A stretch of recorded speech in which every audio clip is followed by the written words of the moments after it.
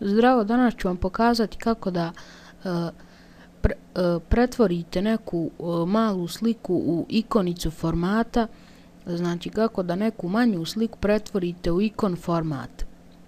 Sada ja želim da promijenim ikonicu od Google Chroma i idem na Google. Idem u Google i kucam znači Google Chrome ikon, znači Google Chrome ikon i otvorit će mi ovakve ikonice. Sada izaberete željenu ikonicu koja se vama sviđa. Evo ja ću izabrati ovu, kliknite jedan klik, otvorimo ovako, zatim idete prikaži sliku i otvorit će vam onda ovako.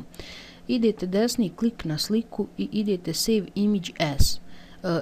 Izaberite desktop da vam sačuva sliku na desktop. I evo to izgleda ovako.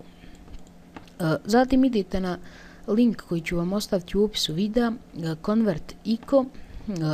Kada odete na link, otvorit će vam ovakav prozor, zatim kliknite Browse, nađete svoju ikonicu, to jest manju slikicu koju treba da pretvorite u ikonicu od Google Chroma.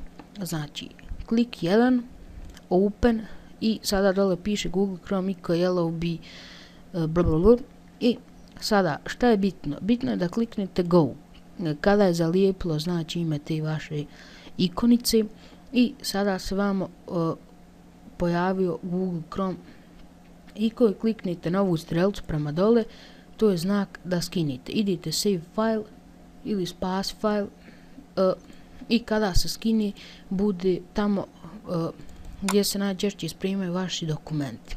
Prebacimo je na desktop, a ovu obrišimo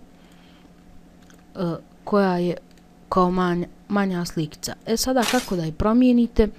Idete desni klik na program, Properties, zatim Change Icon, Browse i idete desktop i idete naći onu ikoncu Google Chroma. Open, OK, Apply, OK i ikonca Google Chroma je kao što vidite promijenjena. To bi bilo to, nadam se da sam vam pomogao. Do sljedećeg tutoriala, čao.